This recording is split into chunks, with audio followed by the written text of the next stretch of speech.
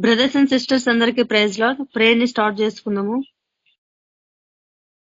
ఈ రోజు స్కైప్ ఆరాధనలో జాయిన్ అయిన మీ అందరికీ మన ప్రభువైన యేసుక్రీస్తు పరిశుద్ధ నామంలో నా హృదయపూర్వక వందనాలు తెలియజేస్తున్నాను. మనం ప్రార్థనతో ఈ యొక్క మీటింగ్ ఆరంభించుకుందాము. మన మధ్యలోని శాంతమ్మ సిస్టర్ స్టార్టింగ్ ప్రేయర్ చేస్తారు. Praise lord sister. శాంతమ్మ. స్తోత్రం స్తోత్రం స్తోత్రం స్తోత్రం ప్రభా, పరిశుద్ధుడా, మహాగణుడా, మహోన్నతుడా, సర్వాధికారి, సర్వశక్తిమంతుడా, యేసువయ్యా, నీ బంగారు పాదాలకు వందనాలు, స్తుతులు, స్తోత్రాలు నాయన. దయగలిగిన మా తండ్రి అయ్యా, ఇంతవరకు ప్రభా సజీవమైన మీ రెక్కల కింద మూల భద్రపరిచి నాయన మీరు కాచి కరుణించి కాపాడిన విధానాన్ని బట్టి నీకు వందనాలు, స్తుతులు, స్తోత్రాలు నాయన. ప్రభా ఇదిగో ఇవాళ కూడా ప్రభా ఆన్లైన్ ప్రార్థనలో జాయిన్ అవుతున్నాం ప్రభా. మా మధ్యలో మీరు ఉండండి ప్రభా. నీ పరిశుద్ధాత్మ నడిపింపు దయచేయండి ప్రభా. యేసయ్యా నీకే వందనాలు తండ్రి. గొప్ప దేవా, దేవాతి దేవా, నీకే స్తుతులు, స్తోత్రాలు నాయన. వాక్యం ద్వారా మాతో మాట్లాడండి యేసు ప్రభా. పరిశుద్ధుడా, నీకే స్తుతి స్తోత్రాలు నాయన. అయ్యా ప్రభా, నీ వాక్యం జీవం గల తండ్రి, జీవం గల దేవా, నీకే వందనాలు. జీవవాకులు ప్రభా తండ్రి, మా ప్రతి ఒక్కరితో మీరు మాట్లాడండి యేసు ప్రభా. నీకే వందనాలు చెల్లిస్తున్నాను నాయన. యేసయ్య పాటల ద్వారా మీరు మహిమ పొందండి ప్రభా. యేసయ్య నీకే వందనాలు. పరలోక మర్మాలు ప్రభా అయ్యా మాకు తెలియపరచండి. మీరు ఆకడికి ముందు సిద్ధపరచండి తండ్రి. యేసు ప్రభా నీకే వందనాలు తండ్రి. ప్రార్థన అంతట్లా ప్రభా మీరు ప్రభా ఆదిత్యం వహించండి. యేసయ్య మీరే తండ్రి, మీ ఆత్మ నడిపింపు దయచేయండి. మీరే మాట్లాడండి. మీ కృపలో ప్రతి ఒక్కరిని భద్రపరచండి. నీ రాకడికి మమ్మల్ని సిద్ధపరచండి. అందరూ జాయిన్ అయ్యే కృప దయచేయమని ప్రభా ప్రార్థనలో ప్రభా రాది మొదలుకొని నాయన లాస్ట్ దాకా ప్రభా మీరే మీ ఆత్మ నడిపింపు దయచేసి మీకు ఉపకార్యాలు జరిగించమని యేసయ్య పరిశుద్ధ నామమున ప్రార్థిస్తున్నాను తండ్రి. Amen. Thank you praise sister. Lord sister. సీయోను గీతంలో నుంచి సిలువే నీ గూరిగా నడుము యౌవనుడా వెనుకంజవేయాకయే నిలువు యేసు బండపై వెనుకంజవేయాకయే నిలువు యేసు బండపై మునుగుచుండే నీ జీవనావా దాటించు వారెవ్వరు మునుగుచుండే నీ జీవనావా దాటించు వారెవ్వరు యేసు ప్రభుండే దాటించువాడు యేసు ప్రభుండే దాటించువాడు నీదు చుక్కాని యేసే నీదు చుక్కాని యేసే సిలువే నీ గురిగా నడువు యౌవనుడా వెనుకంజవేయాకయే నిలువు యేసు బండపై వెనుకంజవేయాకయే నిలువు యేసు బండపై వచ్చేను యేసు ఈ లోకమునకు తెచ్చే నీకు రక్షణ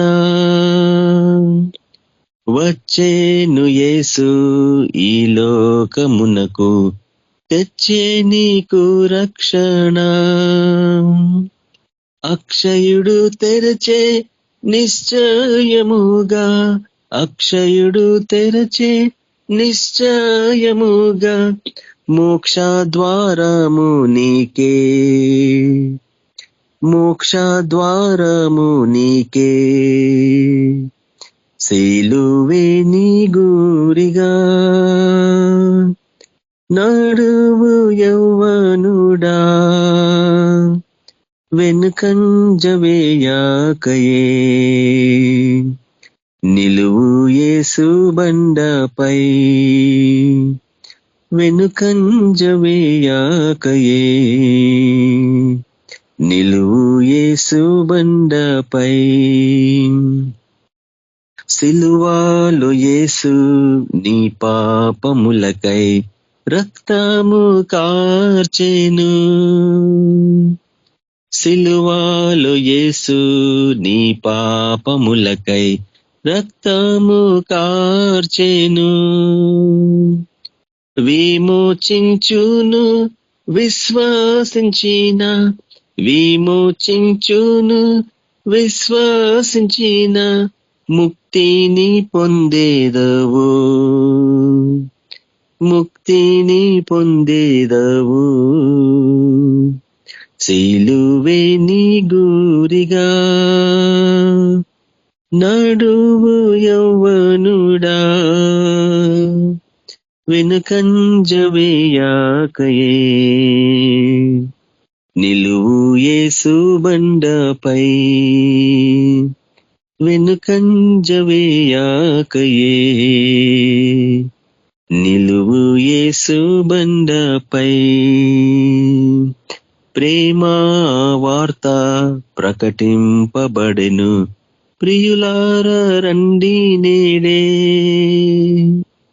ప్రేమా వార్త ప్రకటింపబడెను, ప్రియులార రండి నేడే. మీ ఉల్లాములకు ప్రియమైన యేసే, మీ ఉల్లాములకు ప్రియమైన యేసే, శాంతినిచ్చేడి రాజు, శాంతినిచ్చేడి రాజు. సిలువే నీ గురిగా నడుము యవ్వనుడా, వెనుకంజవేయాకయే నిలువు యేసు బండపై, వెనుకంజవేయాకయే నిలువు యేసు బండపై. హల్లెలూయా. ప్రైజ్ లార్డ్ సార్ అందరికి. థ్యాంక్స్ అన్న. ప్రైజ్ లార్డ్ అన్న. మన మధ్యలో ఉన్న చక్రవర్తి బ్రదర్ వాక్యంలోకి నడిపిస్తారు. Praise Lord brother. Praise lord sister. Praise Lord అండి అందరికి. పరిశుద్ధుడు దేవా, మీకు ఎంతో వందనాలు, స్తుతులు, స్తోత్రాలు తండ్రి.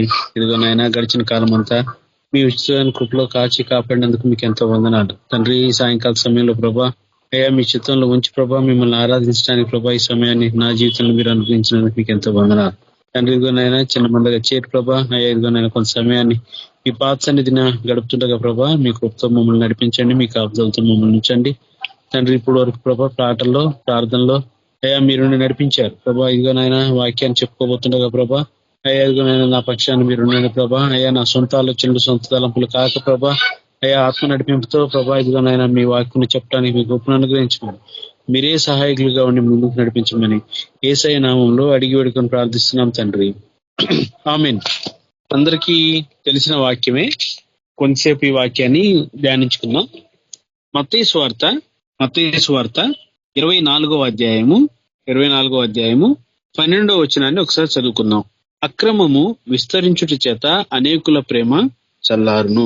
ఇది ఎవరి నోటి నుంచి వచ్చిన మాట అని అంటే, చాలా సందర్భాల్లో మన అందరికీ తెలుసు. యేసు ప్రభు యెరూషలేములోంచి వచ్చేటప్పుడు శిష్యులు అనేటువంటి ఆ దేవాలయాన్ని చూపించి, అయ్యా ఈ కట్టడాలు చూసావా ఎంత సుందరంగా ఉన్నాయో, ఎంత అందంగా ఉన్నాయో అని అంటే, దేవుడు దానికి లీస్ట్ ప్రయారిటీ ఇచ్చి ఇది రాతి మీద రాయి నిలవని కాలం ఉదయం వస్తుంది అని అడిగినప్పుడు వెంటనే వాళ్ళలో ఒక తెలివి కలిగిన శిష్యుడు, అయ్యా నీ రాకడకు ఈ యుగ సమాప్తికి సూచనలు ఏంటి అని ఒక్కళ్ళు మాత్రమే అడగలిగారు. అక్కడ ఎంతో మంది చుట్టూతో ఉండుండొచ్చు, ఆ మాటను వినుండొచ్చు, కానీ ఆయన రాతి మీద రాయి నిలవదు అని అంటే ఎందుకు నిలవదు అని అడగలేదు. అయ్యా అదేంటి ఎట్లా అన్నారు, ఎంతో కష్టపడి సంపాదించారు కదా దీన్ని, కష్టపడి దీన్ని మరి దీన్ని పూర్తి చేశారు కదా, దీనికి ఎంతో వెల ఖర్చించారు కదా అని ఎవరు ఆలోచించలేదు. కానీ అని ఎవరు అడగలేదు, ఈ మాటను అడగలేదు. కానీ వెంటనే ఈ శిష్యుడు ఏమని అడుగుతాడంటే, అయ్యా ఈ రాకడకు యుగ సమాప్తికి సూచనలు ఏంటి అని అడిగినప్పుడు దేవుని నోటి నుంచి వచ్చినటువంటి ప్రతి ప్రవచనం అనొచ్చు, ప్రతి మాట అనొచ్చు, లేదంటే ఆయన జరగబోయే సంగతులను ముందుగానే తెలియజేశారు అనే అక్కడ భావించవచ్చు. దీంట్లో భాగంగా ఆయన ఏం చెప్తున్నారు అని అంటే, ఆయన ప్రభు నోటి నుంచి వచ్చిన మాట ఇదేంటి అని అంటే, అక్రమము విస్తరించుట చేత అనేకుల ప్రేమ చల్లారును. అక్రమము విస్తరించుట చేత అనేకులు, ఎంతమంది ఏ ఏ గుంపు ఇది అనేది, లేకపోతే ఎంత నెంబరు అనేది ఇక్కడ లేదు, కానీ అనేకులు అని అన్నారు.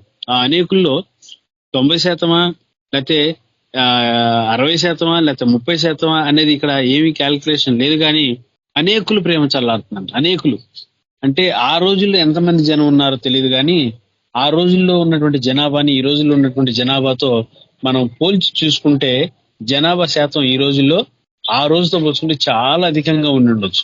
బహుశా అనేకులు అని అంటే ఈ రోజును గనక మనం పరిగణలోకి తీసుకుని ఉంటే, ఈ రోజు ప్రతి ఇంటిని ఒక శాంపిల్ గా గనక తీసుకుంటే ప్రతి ఇంటిలో ఇదే సమస్య, ప్రేమ అనేది చల్లారిపోయింది.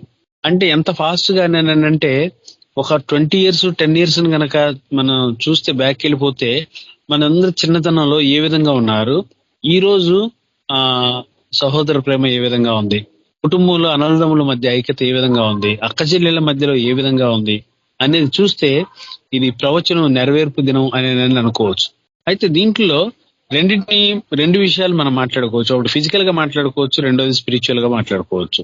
ఇక్కడ అక్రమం విస్తరించు చేత ప్రేమ చల్లారిపోతే ప్రేమ అన్నదమ్ముల మధ్య చల్లారిపోతుందా, దేవుని మీద కూడా ప్రేమ చల్లారిపోయే పరిస్థితికి వచ్చిందా అనేది మనం ఇక్కడ గమనిస్తే, దేవుని పట్ల, మనుషుల పట్ల, రక్త సంబంధికుల పట్ల, తర్వాత అక్రమంగా ఉండే పరిస్థితి వీళ్ళందరి మధ్యలో. అంటే రక్త సంబంధికులు దీంట్లో అతీతులు కాదు, మన చుట్టుపక్కల ఉండేటువంటి సమాజం మనుషులు కావచ్చు, దేవుడు కూడా దీనికి అతీతం కాదు. దేవుని ప్రేమ ఆయన ఈ లోకంలో దేనికోసం వచ్చారు, మనిషికి ఏమి మేలు చేశారు, మనిషికి దేవుడు చేసినటువంటి చాలా చాలా గొప్ప గొప్ప సంగతులు ఏంటి, ఏ విషయాల్లో దేవుడు మనుషుల్ని ఆశీర్వదించాడు, బాగుండాలని కోరుకున్నాడు, అది ఆది కాలం నుంచి ఈ రోజు వరకు ఎంతవరకు అనంటే ఆయన ఒక్కగానొక్క కుమారుని లోకానికి పంపిస్తే ఈ రోజుకి కూడా లోబడిన జనం చాలా మంది, ఎంతో మంది సువార్తకు గాని ఆయన మాటకు గాని అంగీకరించుకోకుండా వ్యతిరేకించేటువంటి సందర్భాలు చాలా ఉన్నాయి.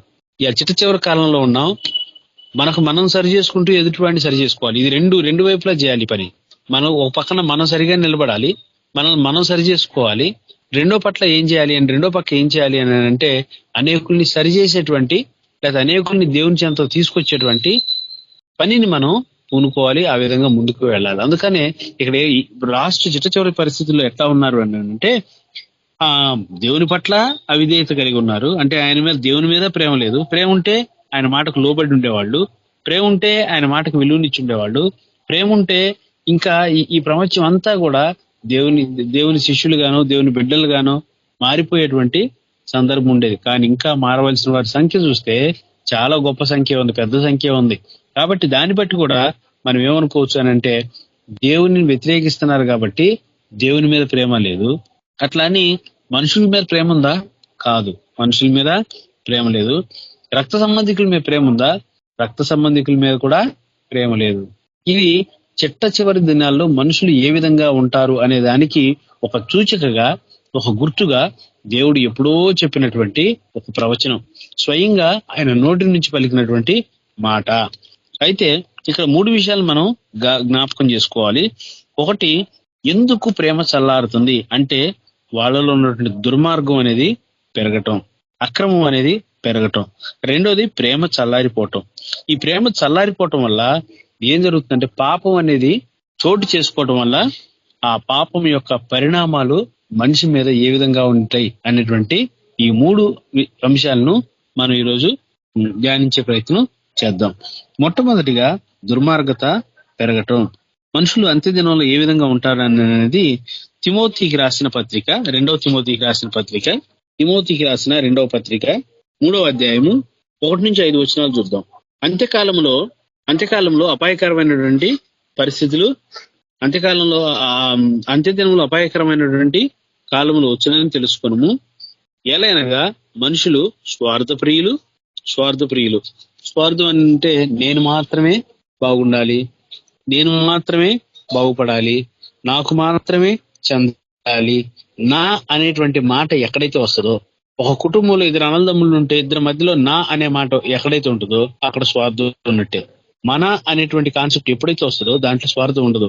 ఇక్కడ దీనికి సంబంధించింది ఏంటంటే మనుషులు స్వార్థప్రియులు, ధనాపేక్షకులు, ధనాన్ని విపరీతంగా ప్రేమించేటువంటి వారు. ఒకప్పుడు నా స్థితి కూడా ఇలాంటిదే నా పరిస్థితి కూడా ఈ విధమైనదే. ఈ విధమైందంటే ధనాన్ని విపరీతంగా ప్రేమించి వెంటాడేవాడిని, తిరిగేవాడిని. ఎక్కడో ఎక్కడో దాచిపెట్టబడినటువంటి ధనం కోసం తిరుగుతా ఉండి మరి చాలా వరకు టార్గెట్ అయితే రీచ్ కావడానికి చాలా దగ్గరగానే వెళ్ళాను. కానీ దేవుని దయ వల్ల మరి ఇప్పుడు సంపూర్ణంగా సాక్ష్యం ఏంటంటే ఆ ధనాపేక్ష అనే దాన్ని అక్కడతో విడిచిపెట్టేశాను. ఈరోజు దేవుని కొరకు పరిగెత్తేటువంటి అవకాశం దేవుడు నా జీవితంలో అనుగ్రహించారు.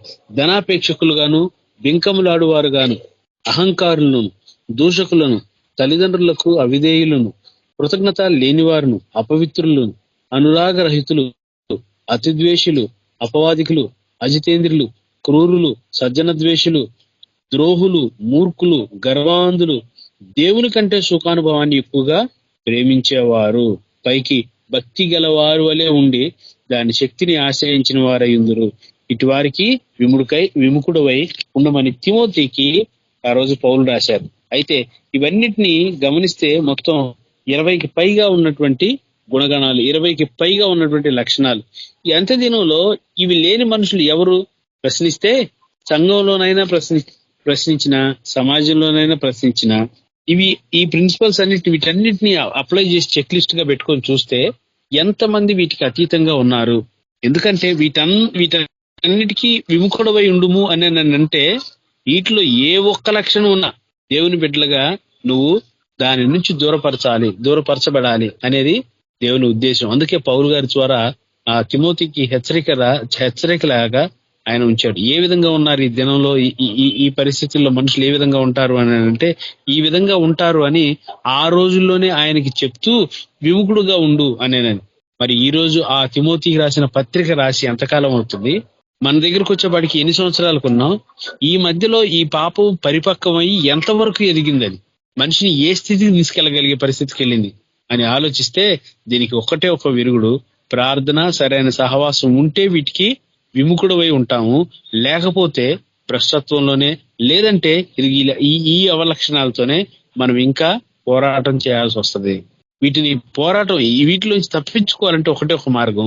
అదేంటి అని అంటే, ఒకటి ప్రార్థన, రెండోది సరైనటువంటి సహవాసం, ఫెలోషిప్, ప్రేయర్ ఎండి గనక సరైన విధానంలో గనక ఉంటే మనం వాటన్నిటినీ విముఖులమై ఉంటాం. మనకు తెలుస్తుంది ఏది మంచిది ఏది చెడ్డది అనేది. కాబట్టి ఆ రోజు తిమోతికి రాశారు, ఆ రోజు ఫిజికల్ గా రాశారు, ఈ రోజు స్పిరిచువల్ గా కనుక చూసుకుంటే వీటన్నిటికీ ఎంత దగ్గరగా ఉన్నాం లేకపోతే ఎంత దూరంగా ఉన్నాం అనేది వ్యక్తిగతంగా మనల్ని మనమే పరిశీలించుకొని పరిశోధించుకోవాలి. ఎందుకు అని అంటే, ముందుగా చెప్పకున్నట్టుగా ఇక్కడ ఏమని అన్నారంటే, మొట్టమొదటి వచనంలోనే అంత్య దినములలో అపాయకరమైనటువంటి కాలము వచ్చునని తెలుసుకోము.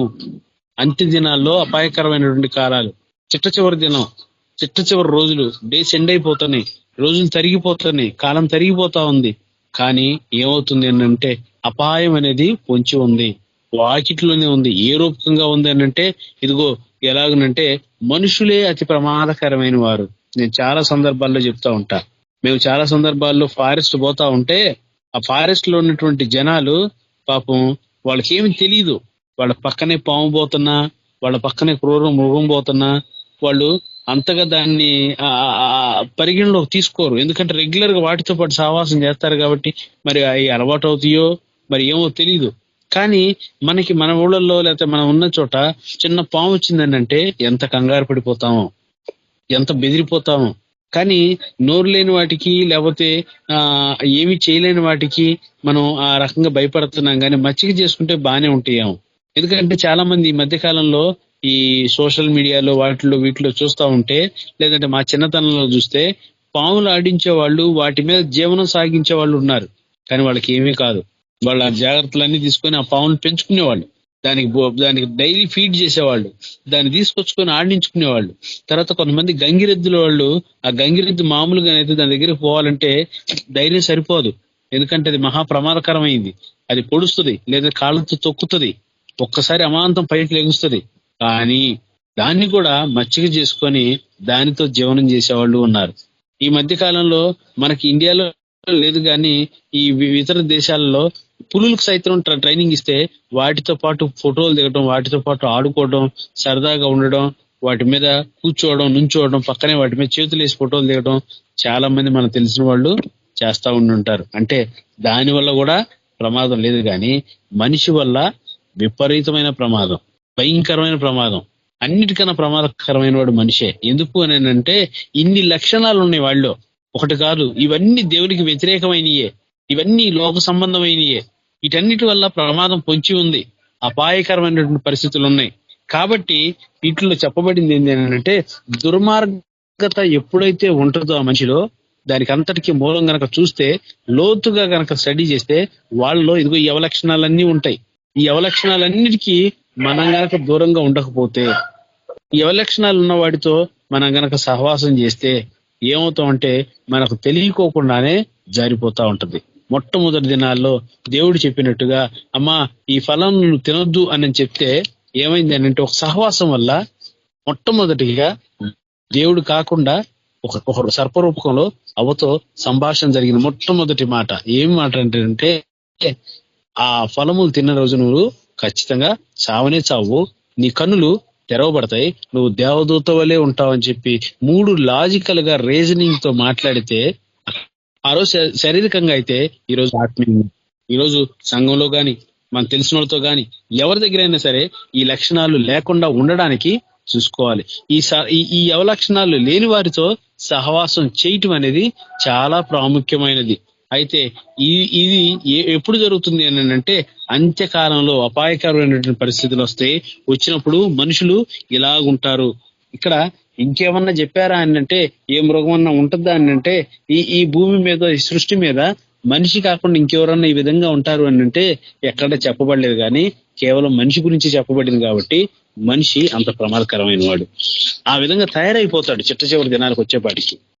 తర్వాత చూస్తే ఏమవుతుంది అని అంటే, మనిషి భ్రష్టత్వంలో పడిపోతాడు.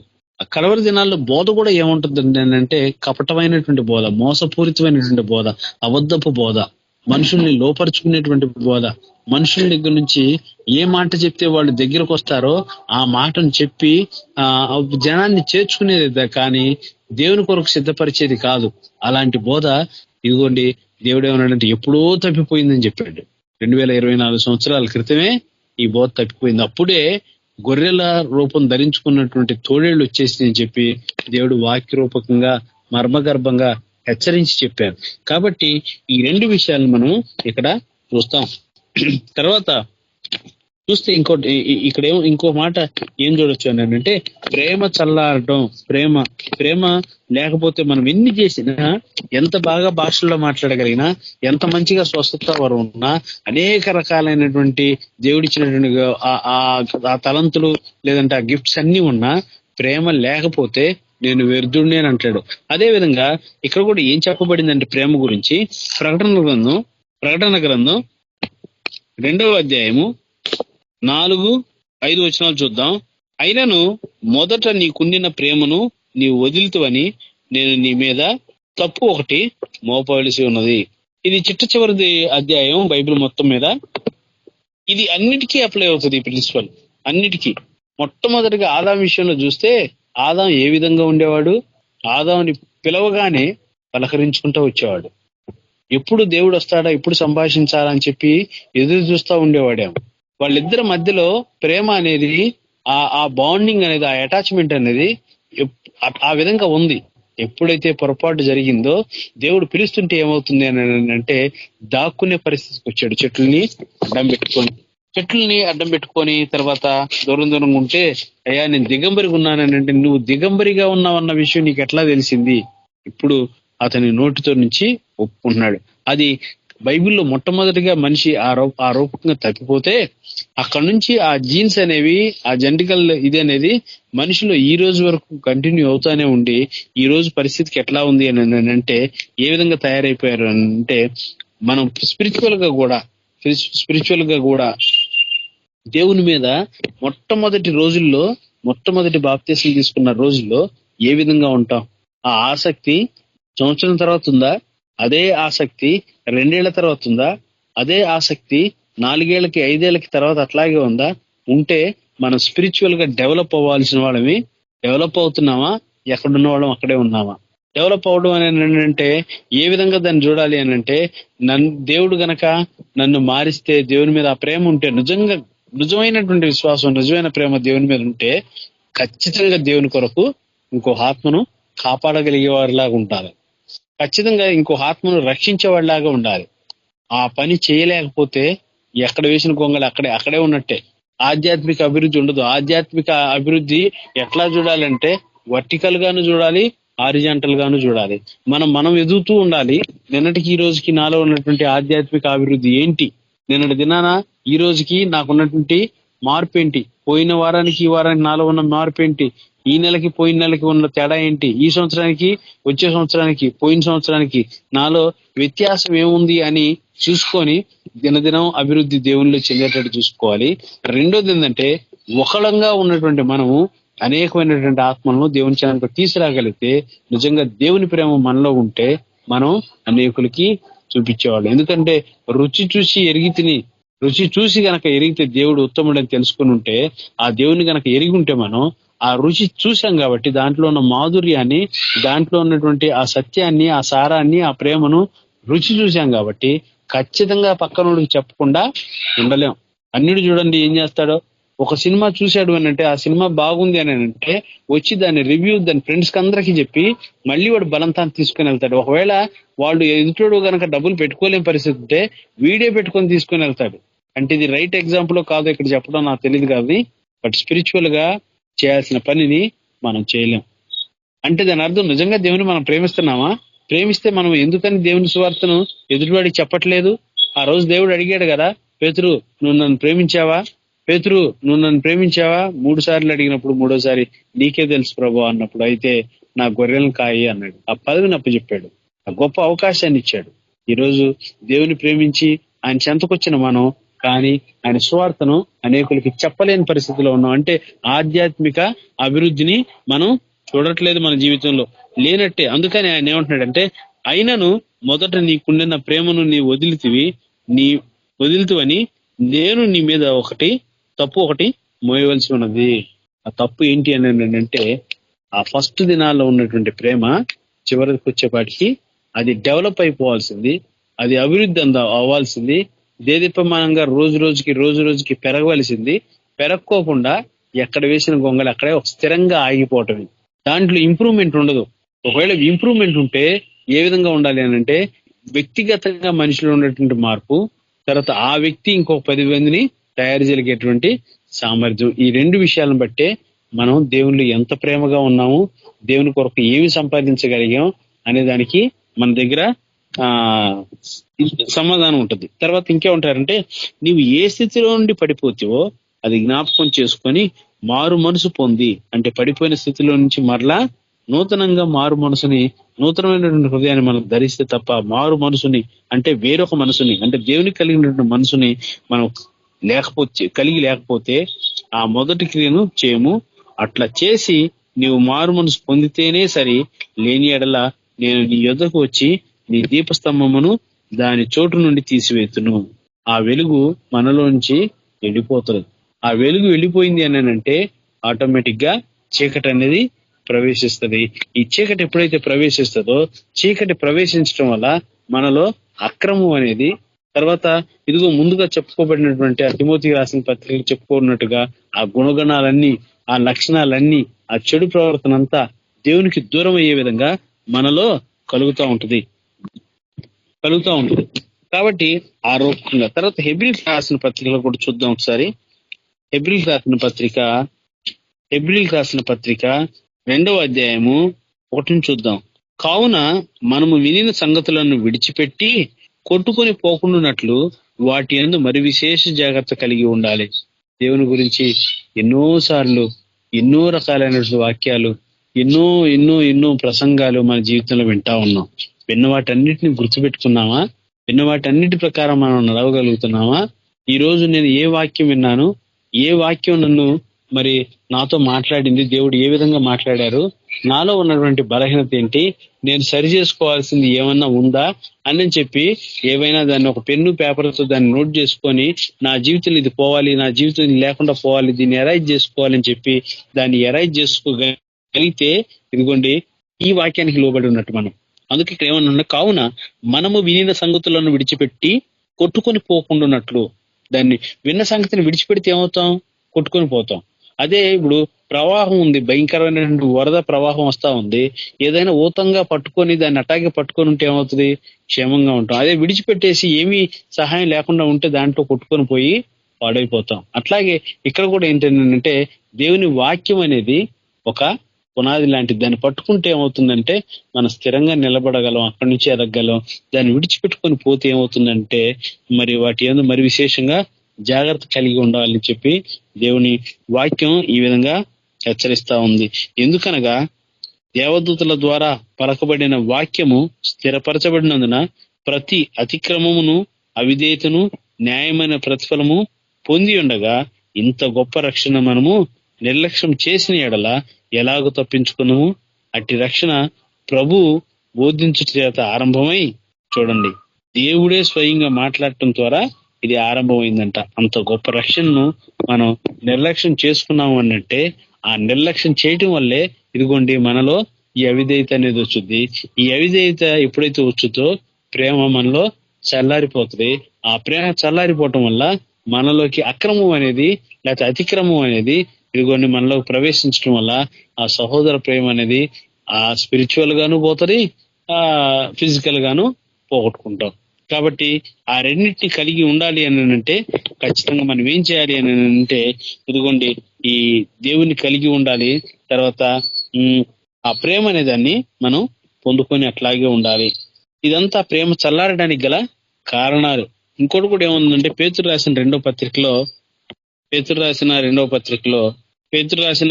పత్రిక 2వ అధ్యాయము 20వ వచనం చూద్దాం. వారు ప్రభును రక్షకుడైన యేసుక్రీస్తు విషయంలో అనుభవ జ్ఞానం చేత ఈ లోక మాల్యములను తప్పించుకుని తరువాత మరలా వాటిలో చిక్కబడి వాటి చేత జయింపబడని యెడల వారి కడవ స్థితి మొదటి స్థితి కంటే మరి చెడ్డదగును. దేవుని దగ్గర నుంచి అనుభవపూర్వకంగా ఈ లోక మాల్యాన్ని తప్పించుకొని, దేని ద్వారా తప్పించుకుంటేనే మనం దేవుని దగ్గరకు వచ్చి మారు మనసు కలిగి బాప్తీసం కలిగి బహిరంగ సాక్ష్యం ద్వారాను అంతరంగ సాక్ష్యాన్ని కలిగి ఉండి దాని ద్వారా దేవునికి దగ్గర అవుతాం. ఒకవేళ దాన్ని పోగొట్టుకొని దాని నుంచి గనక మనం దూరపరచబడితే, దాని నుంచి మనం గనక ఒకవేళ తప్పించుకుంటే, ఆ మొదటి క్రియ నుంచి తప్పించుకుంటే ఏమవుతుంది అని అంటే ఇదిగోండి ఆ మొదటి స్థితి కంటే మరి ఎక్కువ శ్రమను మనం కలిగి ఉంటాం. అందుకని ఇదంతా దేనికి కారణం అంటే ప్రేమ చల్లారడానికి గల ప్రధాన కారణం. అయితే పాపం యొక్క పరిణామం కూడా ఏ విధంగా ఉంటుందంటే అది కూడా భయంకరంగా ఉంటుంది. కాబట్టి ఈ పాపం పరిస్థితి దాని పరిణామాలు ఏ విధంగా ఉంటాయి అని అంటే గలతీ రాసిన పత్రికలో దాని గురించి చెప్తాడు. గలతీ రాసిన పత్రిక 6వ అధ్యాయము 7-8 వచనాల్లో ఏమంటాడంటే పాపం యొక్క పరిణామం ఎక్కువైపోతే ఏమవుతుందంటే మోసపోకుడి, దేవుడు వెక్కిరించబడ్డు, మనుషుడు ఏం విత్తుకుంటే అదే కోసుకుంటాడు. నీలో ప్రేమ కావాలని, నువ్వు ప్రేమించబడాలని, దేవుని ప్రేమకు లోబడాలని దేవుడు ఆశపడతా ఉంటే ఆ ప్రేమ చల్లారిపోవడానికి గల కారణం ఏంటంటే మనిషిలోకి ఆ అక్రమం అనేది విస్తరించడం వల్లే. కాబట్టి ఆ ప్రేమ అనేది ఎక్కడ ఏమవుతుంది అని అంటే మనిషిలో ఉన్నటువంటి దేవుడు వెక్కిరించబడ్డ గాని మనిషి ఏం విత్తుకుంటే, నువ్వు ప్రేమను విత్తుకుంటావా ప్రేమనే కోసుకుంటావు, అక్రమాన్ని విత్తుకుంటావా అక్రమమే కోసుకుంటావు. ఈ లోకంలో ఒక మాట ఉంది, ఏంటి అని అంటే కత్తి పట్టుకున్నవాడు కత్తితోనే అంతమవుతాడు అంటారు కదా. అట్లాగే మనం ఈ లోకంలో దేన్ని పట్టుకుంటే దానితోనే, ప్రేమను పట్టుకుంటే ప్రేమను జయించుకుంటూ వెళ్ళిపోతాం. అది కష్టమైన, నష్టమైన, ఇబ్బంది అయినా కానీ అది కాకుండా దానికి వ్యతిరేకంగా గనక మనం పోతే ఈ లోకంలో మనం ఏవైతే విత్తుకుంటాం, అక్రమం విత్తుకుంటే అక్రమంగానే, ఏం విత్తుకుంటే దాన్నే కోసుకుంటాం. అక్రమం విత్తితే మనకి అట్లాగే జరుగుద్ది.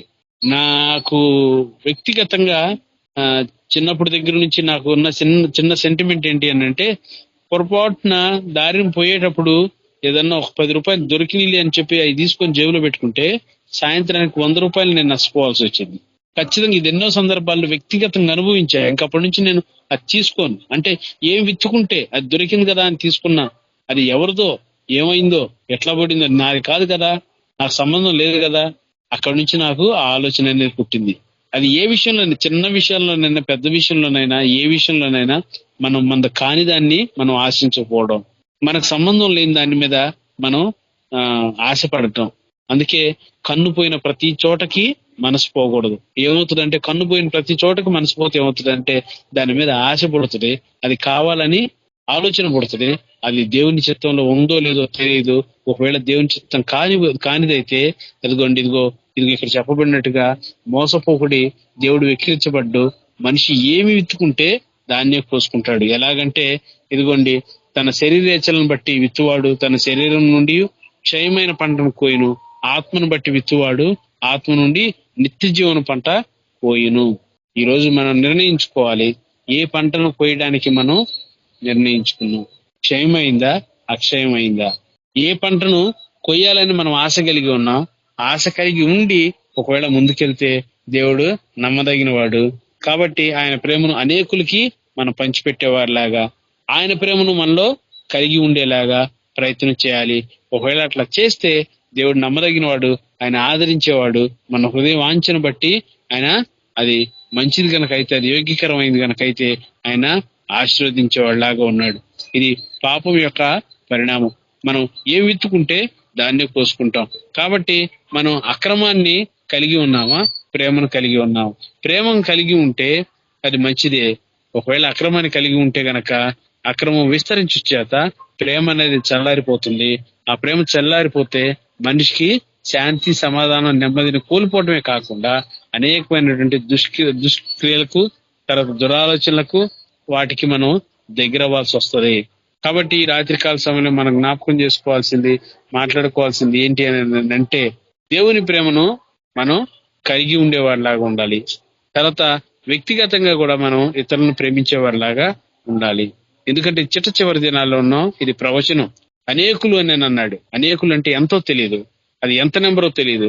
అది మనం గనక కొంచెమే గనక ఆ కొద్దిగే అనేది ఆయన ఆ కొద్ది గుంపు గురించే గనక మాట్లాడితే, ఆ కొద్ది గుంపులో మనం ఉండి ఆ అక్రమాన్ని విస్తరించే వారిలో కాకుండా ప్రేమను కలిగినటువంటి ఆ గుంపులో మనం ఉండాలని కోరుకుంటూ, దేవుడు ఈ కొన్ని మాటలు తన వినికిడిలో దీవించి ఆశీర్వదించును గాక. ఆమేన్. చిన్న ప్రార్థన చేసుకుందాం. పరిశుద్ధుడు దేవా, మీకెంతో వందనాలు ప్రభా. ఇదిగోనైనా చివరి దినాల్లో ప్రభా, మీ శిష్యులకు మీరు చెప్పిన మాట, అయ్యా ఈ రాకడకు, ఈ యుగ సమాప్తికి సూచనలు ఏంటి అని నన్ను అడిగినప్పుడు ప్రభా, అయ్యా మీరు చెప్పారు. ఏంటి ఆ సూచనలు అంటే, వాటిల్లో మొట్టమొదటిగా చెప్పబడినటువంటి ఆ 4-5 మాటల్లో ప్రభా, ఇదిగో ఈ మాట ఉంది, అక్రమం విస్తరించుట చేత ప్రేమ చల్లారును, అనేకుల్లో ప్రేమ చల్లారును. ప్రభా ఇదిగోనైనా ఆ అక్రమం అనేది అనేకుల్లో ఉంది కాబట్టి అనేకుల్లో ప్రేమ చల్లారిపోయింది. ప్రభా ఆ కొద్ది మంది ఎవరున్నారో మాకు తెలియదు, కానీ ఆ కొద్ది మందిలో ప్రభా ఆ ప్రేమ కలిగి మేము ఉంటా ప్రభా. అయ్యా మీ ఎడల ప్రేమను, అయ్యా ఇదిగోనైనా మనుషుల దయ, దేవుని దయాలో మీరు ఎట్లా వర్ధిల్లారో అదే విధంగా ప్రభా మేము కూడా ప్రభా అందరిని ప్రేమిస్తూ, అందరి దయతో అయ్యా అందరిని ఆదరిస్తూ ప్రభా అందరినీ ప్రభా ఇదిగోనైనా మంచి హృదయంతో కలిగి ఉండి ఆ ప్రేమను, మీ ప్రేమను వారి పట్ల చూపించడానికి మీ కృపను అనుగ్రహించండి. అట్టి సన్మార్గంలో మమ్మల్ని అందరినీ నడిపి మీ కాపుదలతో మీరు ఉంచమని ఈ కొన్ని మాటలు ఈ రాత్రికాలంలో మీ ఎన్నికల్లో దీవించి ఆశీర్వదించి మాలో ఉన్నటువంటి ఆ లోటుపాట్లను సవరించి ప్రభా ఈ రాత్రి ప్రభా ఇదిగో మీ మనసును మాకు అనుగ్రహించమని యేసయ్య నామంలో అడిగి వేడుకొని ప్రార్థిస్తున్నాం తండ్రి. Amen. Thank you brother. Praise lord. 2 ప్రార్థనాంశాలు ఉన్నాయి. ఇంద్ర సిస్టర్ గారికి సంపూర్ణ ఆరోగ్యం ఉండాలి, అలాగే రేణుకా సిస్టర్ గారికి మంచి ఆరోగ్యం ఉండాలని ప్రార్థించండి. సుజాత సిస్టర్ మీరు ప్రార్థించండి sister. Praise lord sister. Sujatha sister.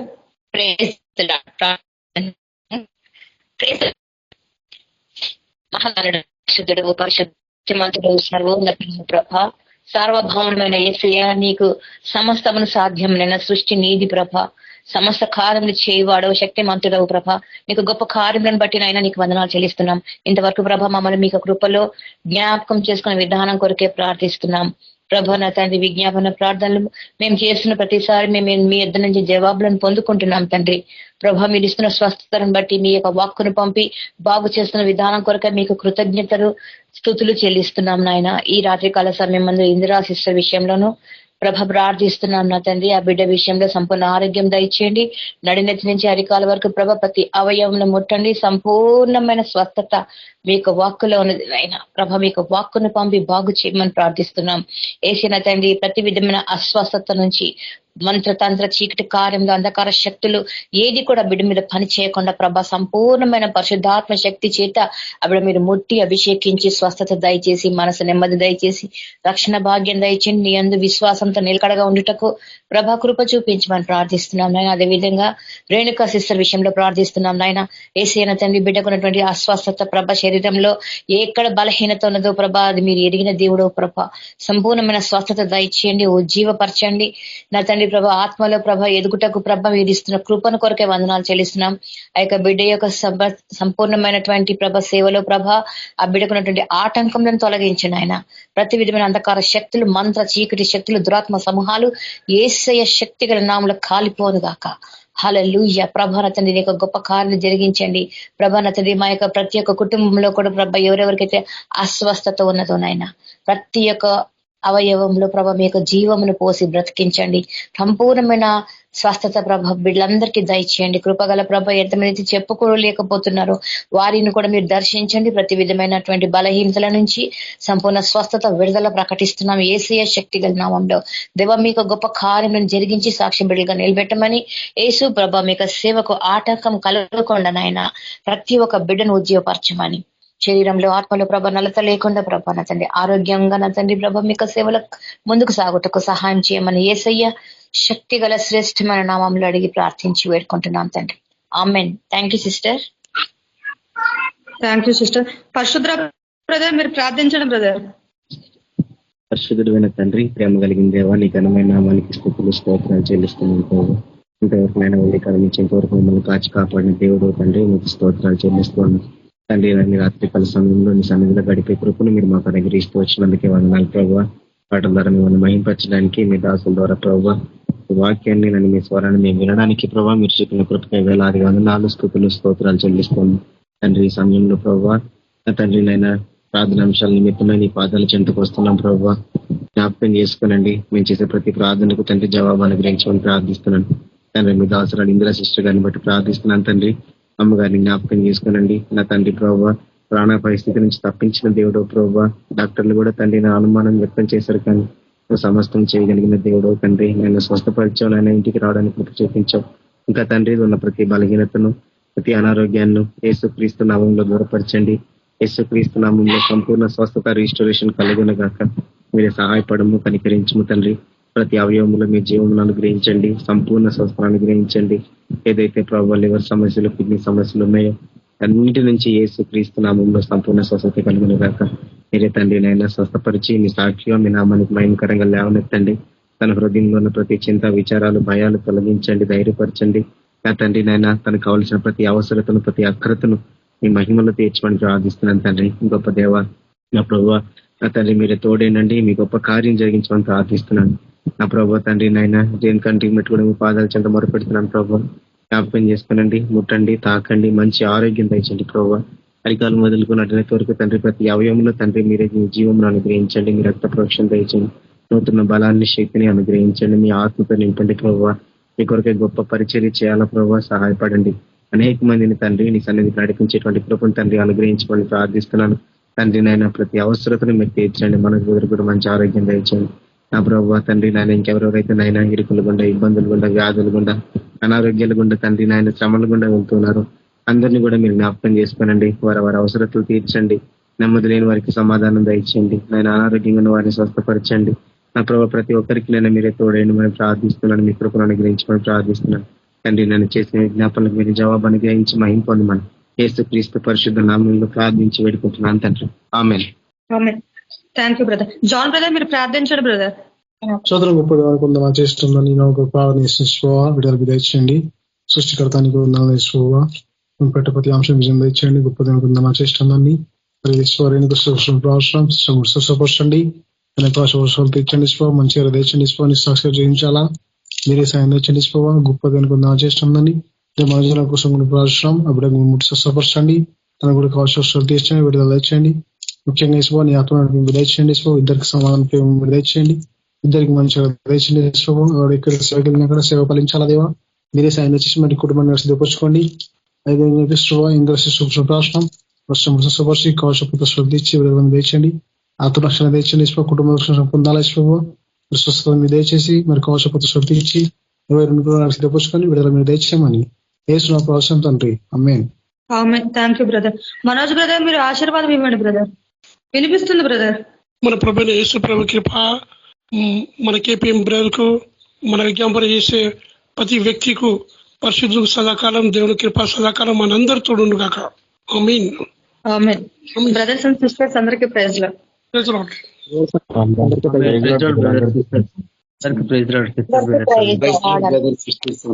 Praise the lord.